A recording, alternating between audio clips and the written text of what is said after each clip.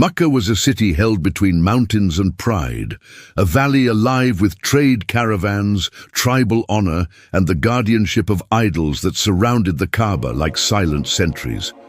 The sons of Quraysh protected these idols not just as objects of worship, but as pillars of their power, identity, and wealth. Every pilgrim who crossed the desert came to bow before those carved stones, and in doing so, strengthened the prestige of Quraysh. In that world, faith was inseparable from commerce and ancestry. But then a whisper rose from among them. It was not a rebellion of swords, but a declaration carried in calm conviction. Muhammad ibn Abdullah, known to all as Al-Amin, the trustworthy, began to recite words unlike any poetry or soothsayer's chant. Words that trembled through hearts and unsettled certainty, proclaiming that there is only one God, unseen yet absolute, above every idol and beyond every carved image. At first, the chiefs of Quraysh dismissed him. Every generation had its dreamers, they thought, yet this was different. Slaves would pause when they heard him speak. Young men listened in secret. Even elders felt doubt flicker before pride restored their composure. Slowly, sons began to walk away from the gods of their fathers, abandoning the names that gave them honor and the customs that fed their social standing. Concerned, the leaders gathered in Dar al-Nadwa, the council house. Men like Walid ibn al-Mughira and Utbah ibn Rabi'ah spoke not of theology, but of survival. They feared that if the idols fell in the hearts of men, the trade routes would weaken and their tribal unity would fracture. So they began to mock him. They called him a poet, a magician, a madman. They placed thorns in his path and filled the markets with laughter at his expense. But ridicule could not silence revelation. When mockery failed, they turned to persecution. They dragged believers out beneath the burning sun, pressed heated iron to their skin, and struck their backs with whips until flesh tore. Yet from cracked, bleeding lips came only one defiant whisper, Ahad, Ahad. One. Years of cruelty built walls of faith instead of breaking them down. The chiefs began to understand that pain was not enough. So they changed their strategy. They gathered again, this time beneath lamplight, to plot a negotiation. They reasoned that if fear could not silence faith, perhaps comfort might. At dawn they approached the prophet, not with swords, but with measured smiles. They offered him wealth until he would be the richest man in all of Makkah. They offered him leadership until he would be chief among them. They offered marriage alliances to any woman he desired. Anything, so long as he stopped speaking against their gods. He listened to their offers in complete silence. Then they unveiled their final compromise, a proposal they believed was a masterstroke of diplomacy. Let us find a balance, they suggested. 1 year we will all worship your Lord, the next year you will worship our gods with us. A fair trade, they thought, a peace built on shared devotion. In their minds, every conviction had a price, every belief could be bartered. But the prophet said nothing. He simply rose and walked away. That silence echoed louder than any argument through the streets of Makkah, stirring rumor and restless speculation. What did it mean? Had he refused? Was he considering it? The city held its breath. Then revelation descended with a clarity that shattered all negotiation. The words were not his, but from God, a direct and final answer. Say, O disbelievers, I do not worship what you worship, nor are you worshippers of what I worship, nor will I ever worship what you worship, nor will you ever worship what I worship. For you is your religion, and for me is my religion. These words did not curse, but they drew an unbreakable line. They did not insult, but they refused to compromise. When the chiefs of Quraysh heard it, their pride burned hotter than the desert wind. It was a declaration of separation between truth and falsehood, delivered without apology. The city that once thrived on agreement now felt the deep fracture of conviction. This chapter, Surah Al-Kafirun, was not merely a response to an offer. It was a timeless declaration that faith is not merchandise to be traded. Worship cannot be divided by a calendar. And peace built upon surrendering truth is no peace at all. From that moment, Makkah understood. The whisper that had started years ago had now become a boundary, a clear, defined line that no counsel, no wealth, and no threat could ever erase. When Surah Al-Kafirun was revealed, its words settled over Makkah like a storm cloud that refused to move. For the chiefs of Quraysh, the sting wasn't just theological, it was deeply personal. To be told, "For you is your religion, and for me is my religion," was to be told that their authority, their very lineage, no longer defined truth. In a society where tradition was law, this clarity felt like rebellion, even though no sword had been raised. The elders left their council, the Dar al-Nadwa, with wounded pride and threatened control. Whispers started circulating.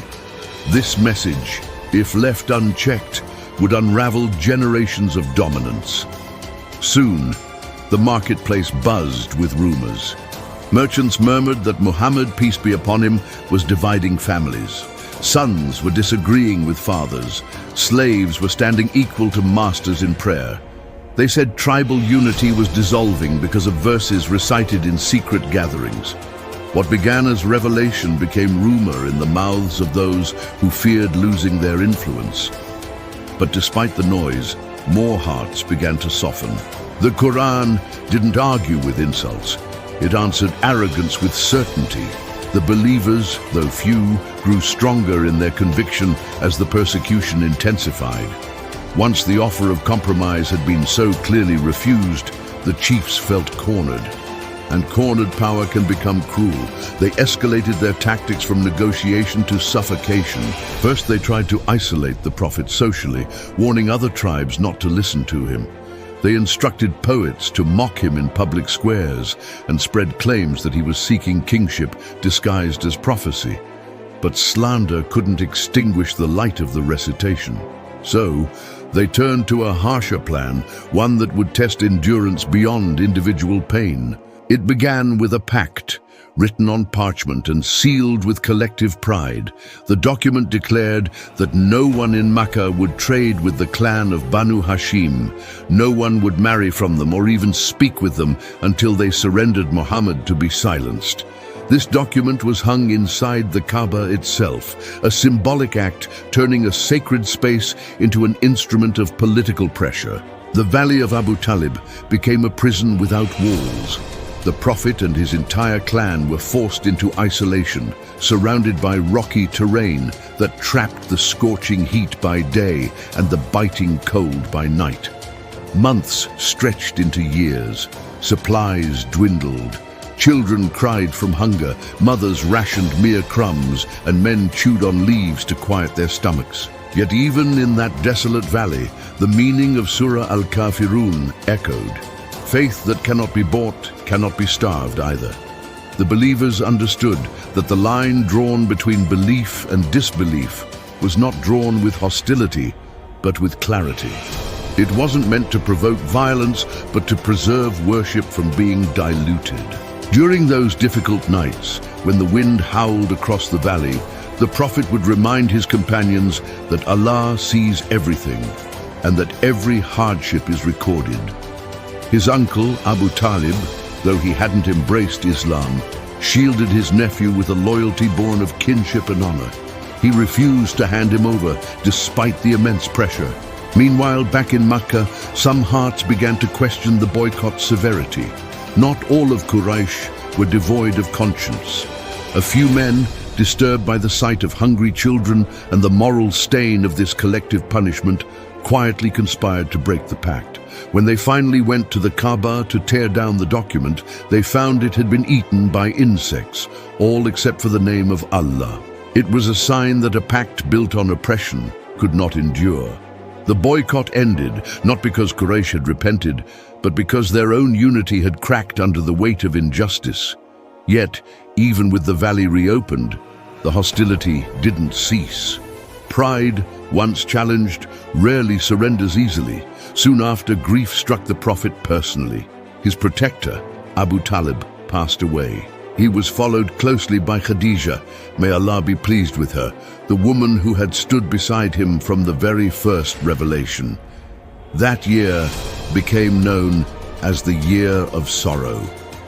The chiefs of Quraysh sensed vulnerability. They intensified their opposition, believing that without tribal protection and emotional support, the Prophet would finally retreat. But the revelation continued. The line established by Surah Al-Kafirun remained firm. It taught that while Muslims could coexist with others in peace and justice, they could never merge their worship or blur their devotion for the sake of comfort.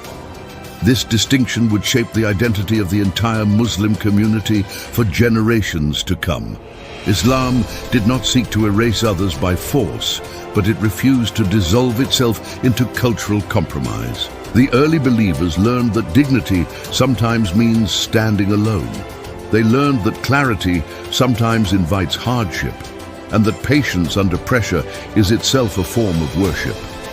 Makkah had become a stage where faith and pride confronted each other daily. Every conversation in the marketplace carried undertones of tension. Some people would secretly listen to the Qur'an being recited at night, while publicly denouncing it by day. Amid this atmosphere, the Prophet remained steadfast.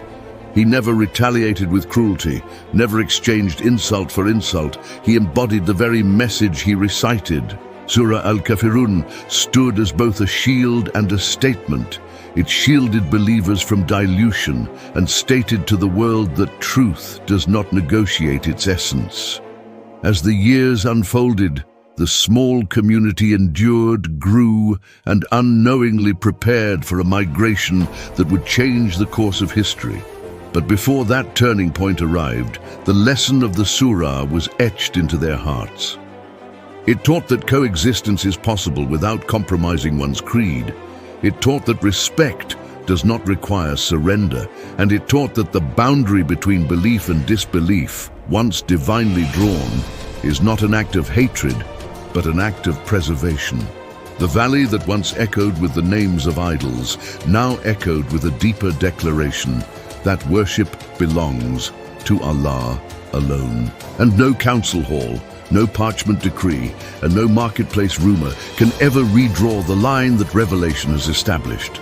The line drawn by Surah Al-Kafirun did not merely settle a dispute in Makkah, it planted a principle that would shape the destiny of Islam long after the dust of that valley had settled. Because once the chiefs of Quraysh understood that compromise was impossible, their struggle shifted from persuasion to elimination, and whispers of assassination began to circulate in corners where trade once dominated conversation. Yet even as plans hardened, revelation continued to descend like light, piercing through narrowing spaces, reminding the believers that truth is not measured by numbers, nor by approval. And the Prophet, though burdened by grief and hostility, carried himself with a calm certainty that bewildered his enemies. For he neither sought revenge nor softened his message, and when the oppression intensified beyond endurance, Allah opened another path, one not of surrender, but of migration. And thus, the Hijrah became the next chapter written by divine wisdom, as believers quietly prepared to leave behind homes, markets, and graves of ancestors for the promise of safety in Yathrib, later known as Medina. And this migration was itself a living embodiment of Surah Al-Kafirun, because it declared through action what the surah had declared in words, that faith cannot be shared on terms dictated by falsehood, that worship belongs wholly to Allah, and that when coexistence in dignity becomes impossible, departure becomes preservation. And as the Prophet left Makkah under the cover of night, trusting in Allah while enemies surrounded his house, the separation between belief and disbelief moved from ideology to geography. And in Medina, a new society began to form, one built not upon idols nor tribal pride, but upon Tawheed and justice. And there the meaning of, "For you is your religion, and for me is mine," matured into governance that protected religious distinction without forced conversion, because the Prophet established covenants with Jewish tribes, affirming coexistence without compromising creed, proving that Surah Al-Kafirun was never a call to hatred, but a declaration of boundaries. And years later, when battles were fought, Badr, Uhud and the Trench, they were not wars to impose belief, but struggles for survival against those who sought to extinguish it. And each victory and setback reaffirmed that the line between truth and falsehood does not erase mercy. For even at Badr, prisoners were treated with dignity. And at Hudaybiyah, the Prophet accepted terms that seemed outwardly unfavorable to avoid bloodshed, showing that firmness in worship does not negate wisdom in strategy. And eventually the day came when the believers returned to Makkah not as persecuted minorities, but as a community strengthened by patience. And when the city that once expelled them lay within reach, the Prophet entered with humility rather than vengeance, lowering his head in gratitude to Allah. And the idols that once circled the Kaaba were removed one by one as he recited, "Truth has come and falsehood has perished." Yet despite possessing power, he granted amnesty to former enemies, demonstrating that Surah Al-Kafirun's firmness had never been cruelty, but clarity.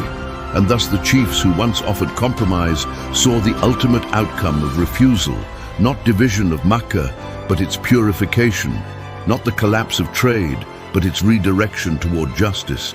And the same city that feared losing pilgrims became the heart of a faith that would draw millions across centuries. And for believers across generations, the surah remains a compass in moments of pressure, reminding them that faith is not a garment to be altered for acceptance, nor a coin to be exchanged for comfort, that coexistence demands respect, but not dilution, and that standing alone with truth is stronger than standing together upon falsehood.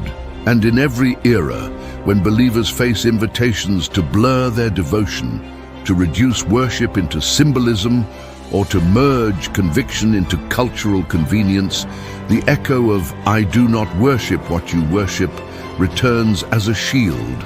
And in every society where religious identity is tested by social pressure, the closing declaration, "For you is your religion and for me is mine," stands as a model of peaceful distinction, not aggression, but boundary, not hostility, but principle. And thus, the story that began in the narrow streets of Makkah became a timeless lesson that faith survives, not by negotiation of its core, but by steadfastness joined with mercy. And the valley that once trembled at a whispered revelation became the birthplace of a message that still draws its line between darkness and light, not to divide humanity in hatred, but to guide it with clarity, proving that when truth refuses to bend, it does not break. It rises. And the surah revealed in response to a proposed compromise remains forever a testimony that belief in Allah is whole, indivisible, and beyond bargain. And so the legacy of that moment in Dar al-Nadwa lives on in every believer who chooses conviction over comfort, sincerity over status, and worship of the one over acceptance by many.